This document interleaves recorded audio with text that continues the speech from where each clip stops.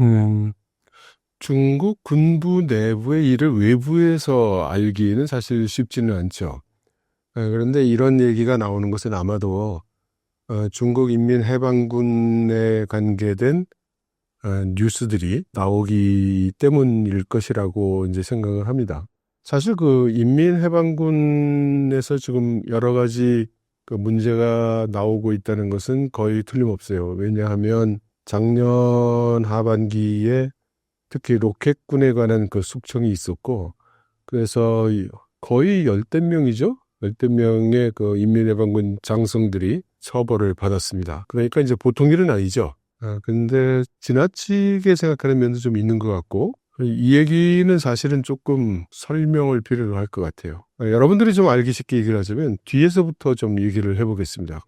시간순으로, 역순으로 한번 가볼게요. 중국의 군부의 최고 조직은 군사위원회입니다. 그래서 시진핑 주석을 소개할 때, 정식으로 소개할 때 보면 중국 공산당 총서기, 그 다음에 중국 주석, 그 다음에 세 번째로 나오는 말이 군사위원회 주석, 이렇게 소개를 하죠. 그럼 군사위원회라는 게 뭐냐? 한 가지 그 중국이 그 군대 조직이 우리와 다른 점은 우리나라나 대부분의 국가에서는 군대라는 건 정부가 가지고 있는 정부군입니다.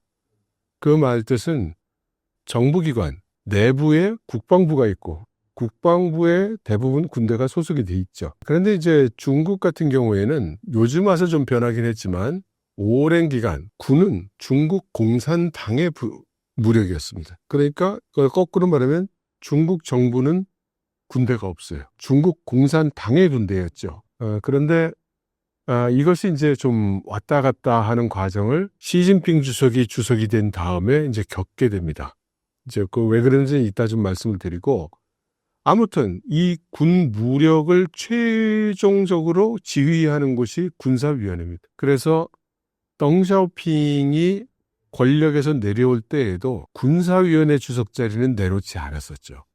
그러니까 이게 최종 권력인 거예요. 예. 그런데 이 지금 현재 중국 군사위원회 조직을 보면 성원이 6사람이에요.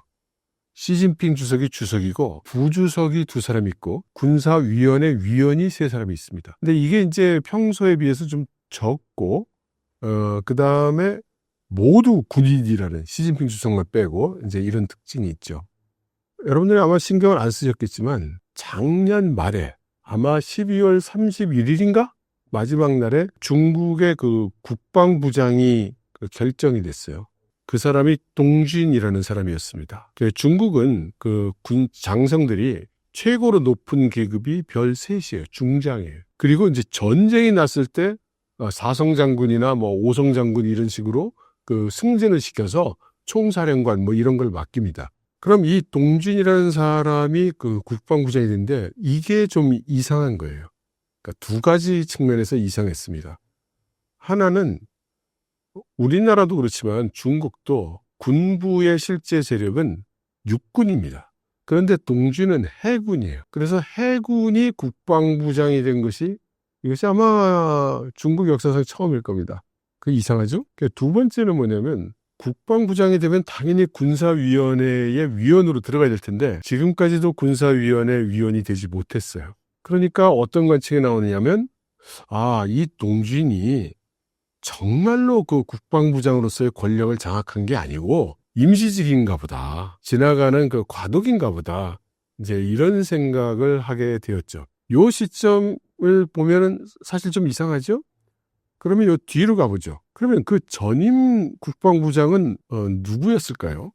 그게 리상푸라는 사람이었어요. 육군이었죠. 근데 리상푸가 말하자면 문제가 돼서 옷을 벗은 겁니다. 리상푸가 옷을 벗게 된 그 표면적인 이유는 부패였어요. 부패. 그런데 리상푸가 그 옷을 벗게 되는 그 과정에서 보면 인민해방군 중에 로켓군이 아까 말씀드린 10몇 사람이 장성의 옷을 벗습니다. 근데 이게 상당히 이상한 조치였어요. 왜냐하면 일단 군부에서 그렇게 많은 장군이 갑자기 처벌을 받는다는 것도 이거 큰 사건이지만 로켓군이라는 군대가 갖는 특수성이 있었던 겁니다. 로켓군은 어떤 군대냐? 원래는 그 인민해방군 육군 내에 포병 부대였어요. 근데 이 포병 부대가 나중에 이제 미사일도 이제 관장을 하게 돼서 이 로켓군이라는 이름이 붙게 된 건데, 이렇게 로켓군으로 만들고 이 로켓군에게 새로운 여러 가지 그 전략 무기를 개발하게 만든 사람이 다름 아닌 시진핑 주석이었어요. 그래서 로켓군에 있는 장성들이 비교적 타 부대에 비해서 젊어요. 그리고 이 사람들 대부분이 시진핑 주석이 직접 장군으로 뽑아서 임명한 사람들이에요. 다시 말해 시진핑 주석의 신의 부대의 성격을 갖는다. 그럼 왜 여기를 이렇게 투자를 많이 했느냐? 그것은 인민해방군이라는 조직이 광대하고 또 하나는 세대를 물려온 호적 같은 존재예요. 그러니까 시진핑 주석의 입안에 혀처럼 놀지도 않고 겉으로는 충성하는 것 같아도 그 충성의 진위성이 의심될 때가 있는 거죠. 그리고 무엇보다 중요한 건 미군하고 한번 싸울 때 막 적극적으로 싸울 의지가 있어야 되는데 대부분의 그 지역 군대는 그렇지 않아 보였던 거예요. 그래서 시진핑 주석으로서는 자기가 원하는 군대를 인민해방군 내에 집중을 시켜가지고 여기에 미국을 공격할 수 있는 ICBM 같은 것도 갖다 주고 미국과 전쟁할 때 그 싸울 수 있는 체제로 이렇게 만들어 왔던 겁니다. 그걸 하기 위해서 많은 무기도 개발하고 신무기도 개발하고 신무기를 공급도 하고 장군들도 만들어주고 이렇게 말하자면 키워왔던 거죠. 그랬던 로켓군에서 이런 상황이 오니까 이거 이상하다. 문제 있는 것 같은데? 어떤 일이 일어나고 있는 걸까? 라는 이야기들이 이제 나오게 되는 겁니다. 그리고 요 사건과 리상푸가 옷을 벗게 된 사건과 지금 그 동진이 국방부장이 되고 나서 그 즈음에서 묘화라는 장군이 또 문제가 됐어요. 묘화는 지금 군사위원회 위원 중에 한 사람입니다. 근데 이 묘화가 어떤 사람이냐면 원래 인민해방군의 장군이었어요. 그런데 이 사람을 그 시진핑 주석이 이제 발탁을 합니다. 그래서 이 사람을 해군으로 보내. 그래서 해군으로 간 다음에 거기서 무슨 직을 맡냐면 정치위원이라는 걸 맡습니다. 이 정치위원이라는 게 뭐냐? 영화 같은 데 보면 지휘관이 있으면 옆에서 안경 끼고 이렇게 당의 명령을 전달하고 또 이 전황을 당에 보고하는 사람이 있지 않습니까? 이 사람이 그 정치위원이라고 생각하면 됩니다. 그러니까 군대의 기율과 기강을 관리하고 중앙당과의 커뮤니케이션 그리고 지휘 통제를 받도록 하게 하는 게 이게 정치위원이에요. 그러니까 묘화가 해군을 갔던 건 뭐냐? 해군을 장악하기 위해서 보냈다고 보는 것이 아마 맞을 겁니다. 그 묘화가 해군에 간 지가 몇 년이 됐거든요.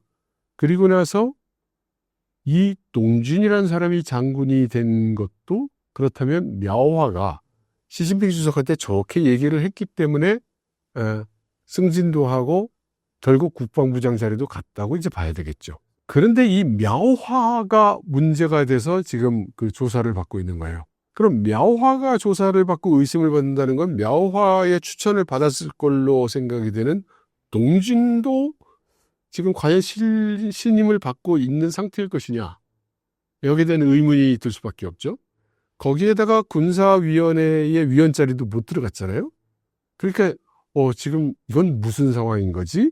라는 생각을 할 수밖에 없게 되는 겁니다. 여기서 그럼 다시 그러면 로켓군의 장군들은 왜 그렇게 열 몇 사람이나 옷을 벗었어야 됐나? 이게 표면적인 이유가 뭐였냐면 부정부패였어요. 그럼 그 부정부패는 어떤 부정부패냐? 무기 개발과 무기 조달에 관계된 부정부패였습니다. 그리고 이러한 사건이 일어나면서 동시에 중국 내의 대형 군수 기업의 경영진들이 마찬가지로 잡혀갑니다. 그렇다면 우리는 자연스럽게 이걸 이어서 연결해서 생각해 볼 수가 있죠.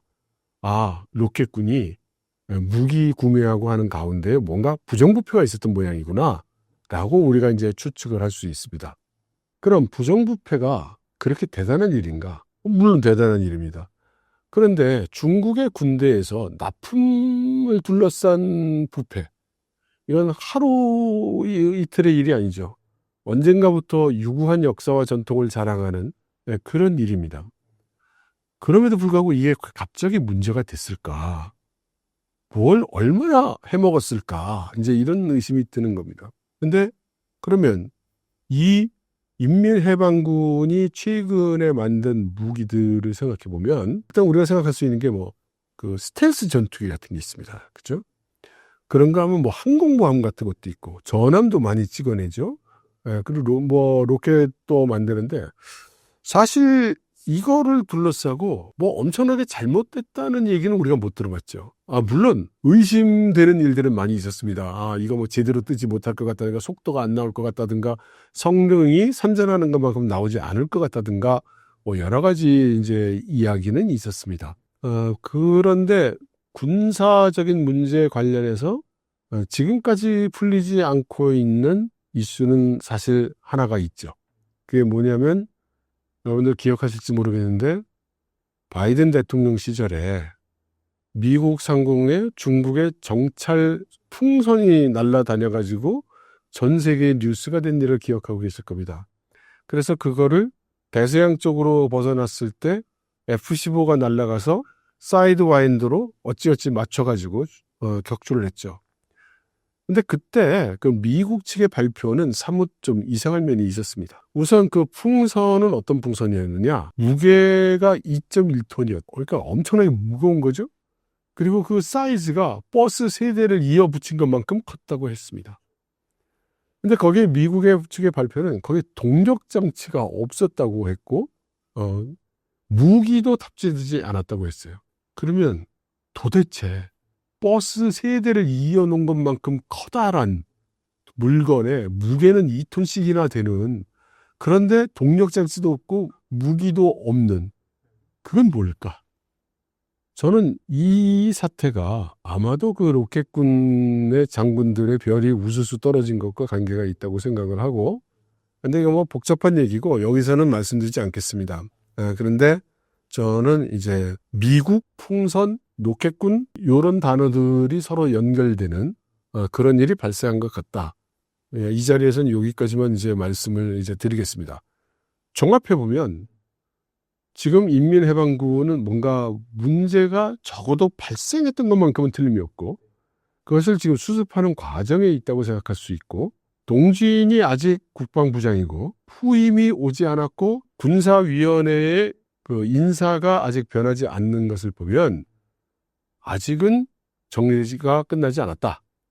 그런데 곧 양회가 있습니다. 그렇죠? 그 양회에서 군사위원회에 좀 조정이 있을 가능성이 있다. 그걸 보면 완전히 정리가 됐는지 또 어떤 방향으로 나갈지 그런 것들을 짐작할 수 있을 겁니다. 시진핑의 군부 장악 시도는 어려울 거라고 보시나요? 시진핑이 군을 장악하려고 라는 말은 좀 어폐가 있어요. 지금 시진핑 주석이 된 지가 지금 얼마나 됐습니까? 그 뭐 10년도 넘었는데 뭐 지금도 장악하려고 애쓴다 뭐 이런 표현을 하는 건 좀 어폐가 있을 것 같아요. 다만 중국의 군부라는 게 사실 다루기 쉽지 않은 조직인 것만큼은 틀림이 없습니다. 우리가 생각하는 군대와는 좀 많이 달라요. 역사적으로도 그렇고요.